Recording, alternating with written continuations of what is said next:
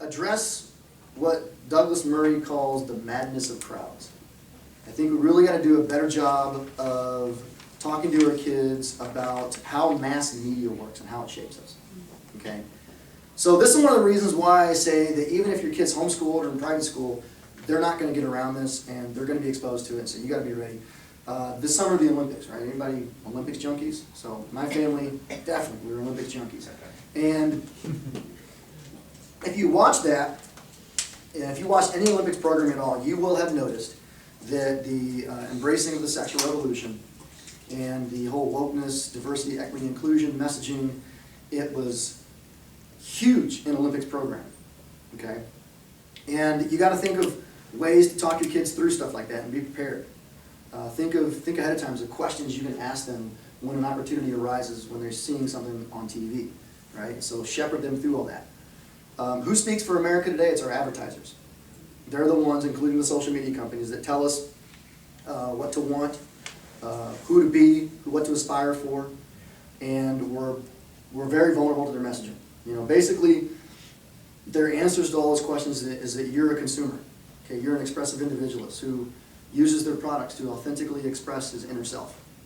You know, I'm all about capitalism, right? But I think this is one of the don't email me, accuse me of being a socialist when I say this. I'm not. All right, I'm a free market guy. But I think this is one of the weaknesses of capitalism. And I think we really need to wrestle with this. I think we need to reckon with, you know, this is something we need to turn our attention to, how mass media works. Okay, it's not just a left progressive thing. It's in, you know, it's very prominent in Republican media ecosphere too. It's just the nature of the beast. Okay, and then lastly, be weird. It's important. Okay, be weird. It's important. Now be careful what I mean by weird. Right, dyeing your hair pink, not weird. Wearing thrift store clothing, not weird. Adopting a transgender identity, not weird.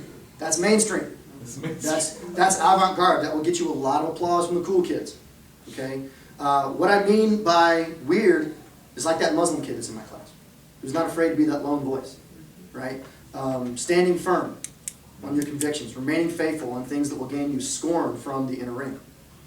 Okay, I'm going to talk about this briefly, right? Because this Muslim kid, he's really awesome. So the other day, he's in a conversation. I'm kind of overhearing him. He's talking about macro and micro evolution. I'm like, what teenager talks like this? Like, I've never heard this before. And so I pull him aside from class, and I'm like, where'd you get this? Like, where'd you learn this? And guess what he said?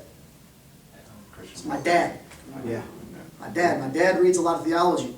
My dad reads a lot of science and apologetics, and so he teaches this at home. And I'm like, you're on the wrong team. I didn't say that to him, no way. But in my head, I'm like, I wish you were in the church. Because, man, we need you, right? So that's weird, and that's important. Teach your kids the lessons of the emperor's new clothes.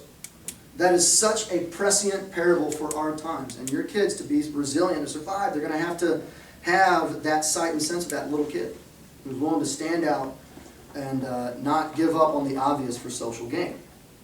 Okay?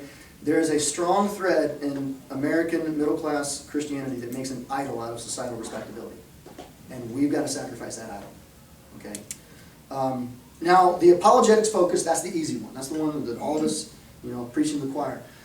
But realize that we're not brains and vats. We're not just intellects. Okay? There's a lot going on at the social level and the emotional level that affects our students, and a lot of them walk away due to those other factors, and so we have to prepare them for those other things. Okay, we got to turn our attention.